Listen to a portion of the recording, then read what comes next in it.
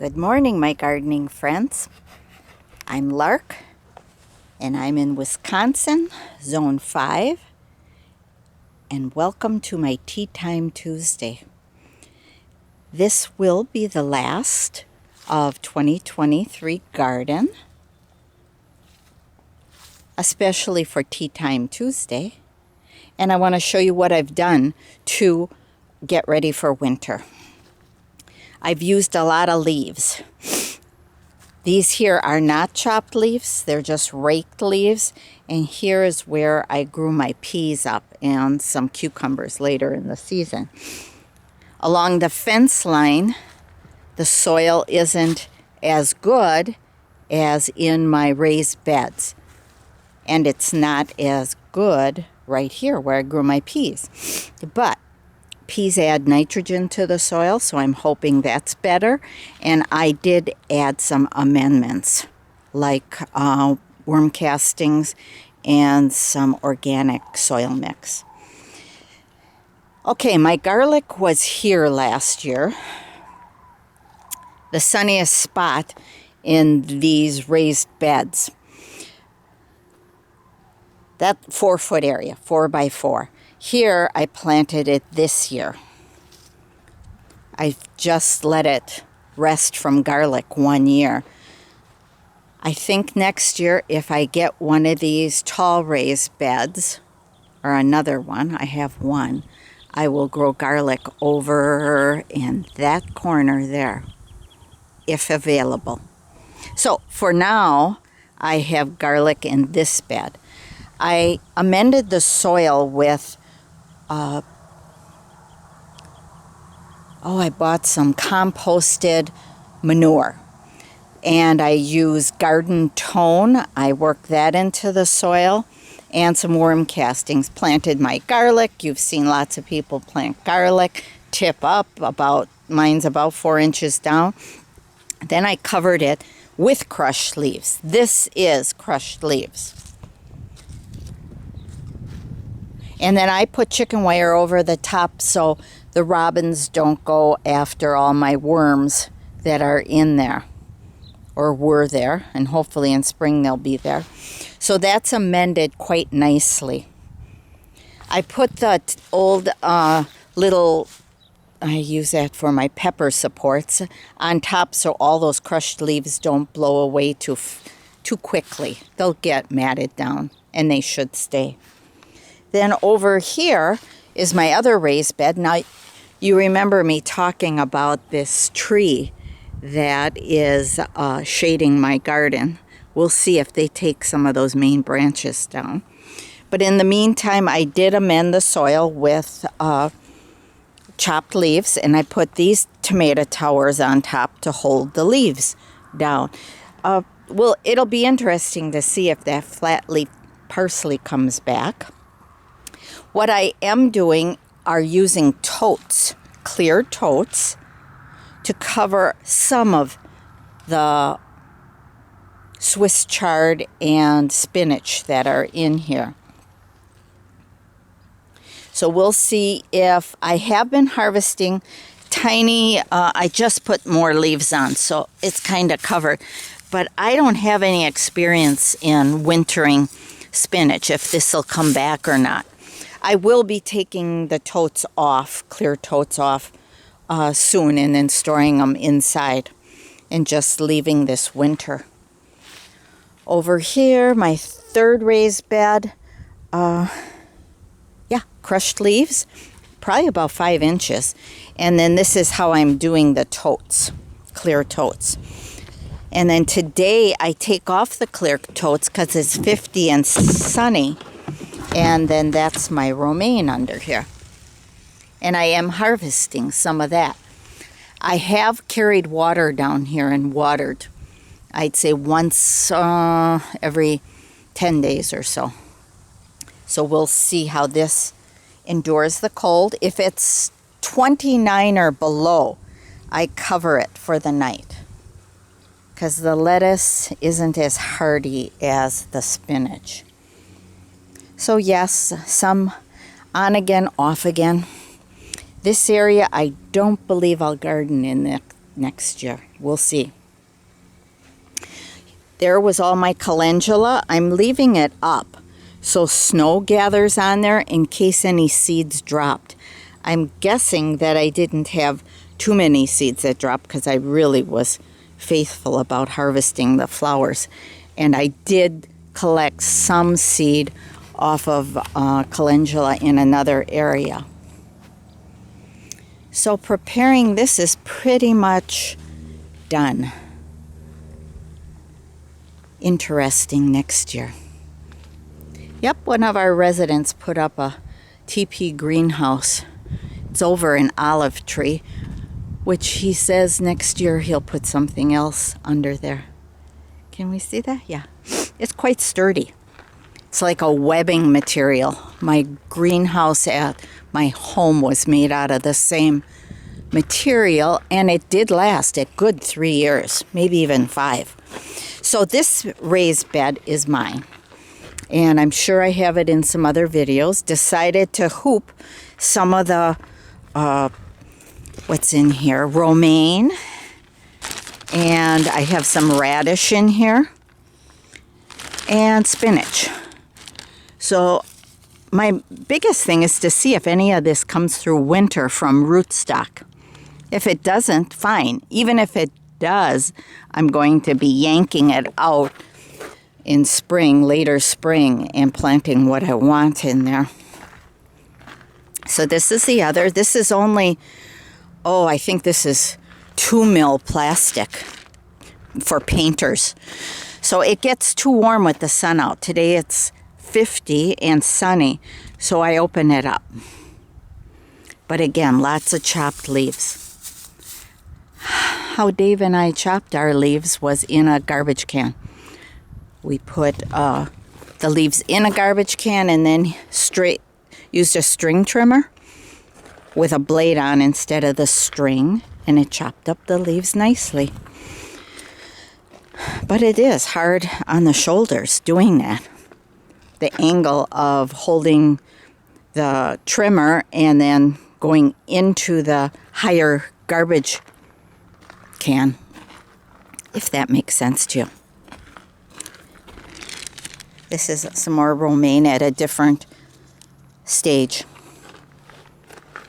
This is younger than the one over there in the tote. But I also harvested this down pretty low. Let's go over and look at my herbs, my herb garden, which I just harvested some thyme, some sage, and what else? Thyme and sage. Oh, oregano too, and some spearmint. This bark area is now on its 3rd year. Breaking down good. So what is this, we say? This is where I dig in my garbage until I don't want to do it anymore. I dig a hole beforehand so when I come out here I can dump it right away. And then I'm moving to the right. And I'll probably stop within a couple weeks. So under here is the newly dug in, and I don't want the critters digging in there, so I just put that over it. But this area here is all new with garbage under there. My greens, okay, and coffee grounds and tea leaves. Here I sprinkled some St. John's wort because there is my St. John's. And I wanted to travel over here and see if anything comes up from seeds. So St. John's wort can take up this whole area here. I don't mind.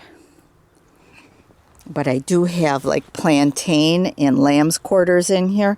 So we'll see how aggressive that is.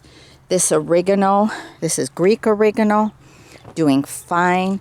This is lemon balm. I am going to be moving lemon balm next year down where that shovel is about and give it a new home, because it's too close to the oregano.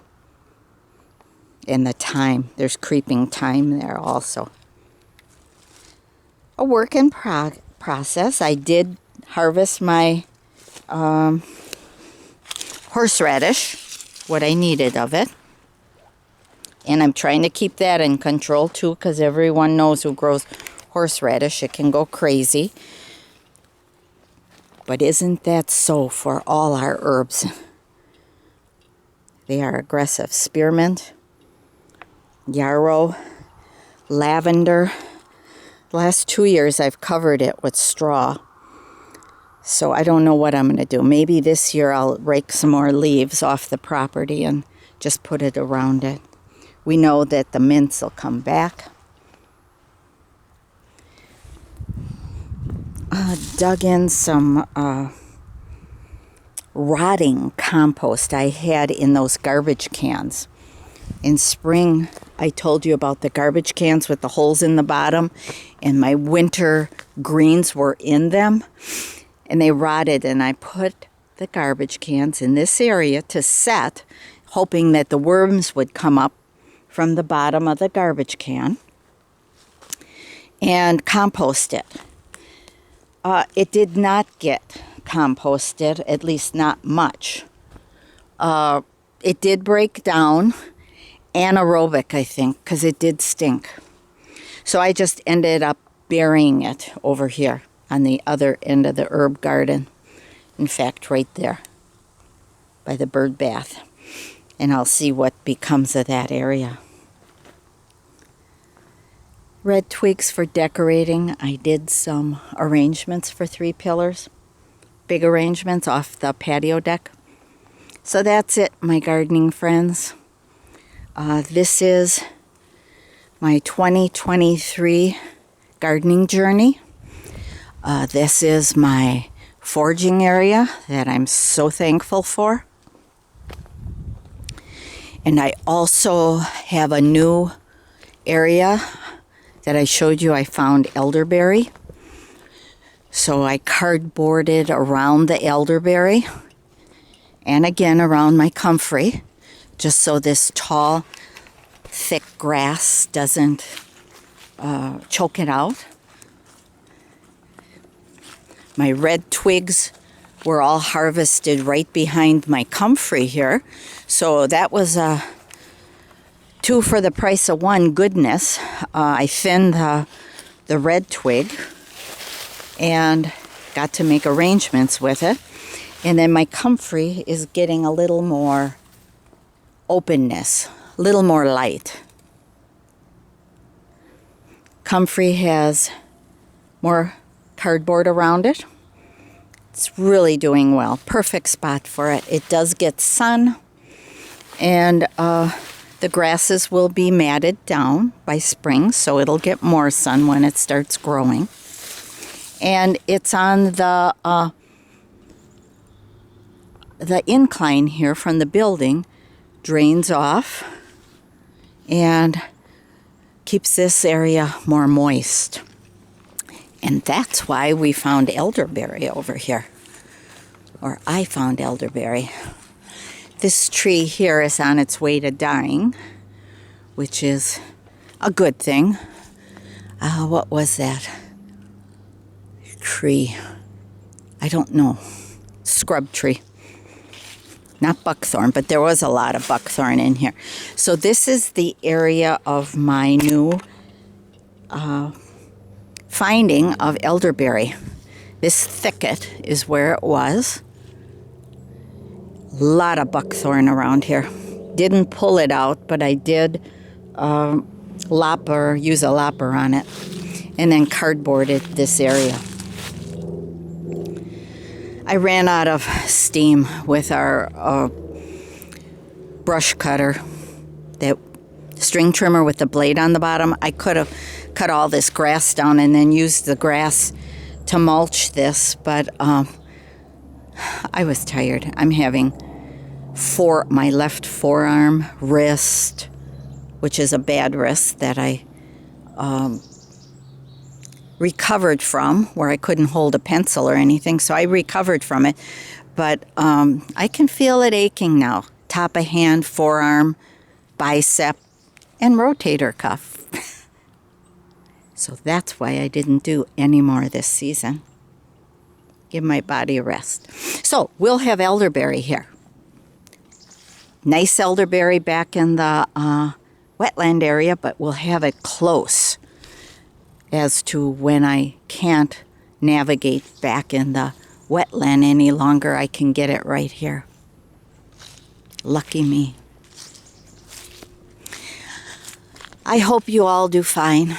I enjoyed talking with you, chatting with you through comments that you've made.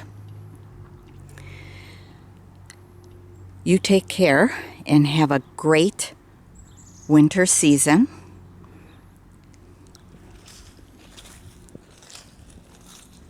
And stay healthy. I'll be doing that. Trying to use all my herbal preparations I can. That is where our cutting garden was, and we'll have it again. It was a success. Bye-bye, my friends.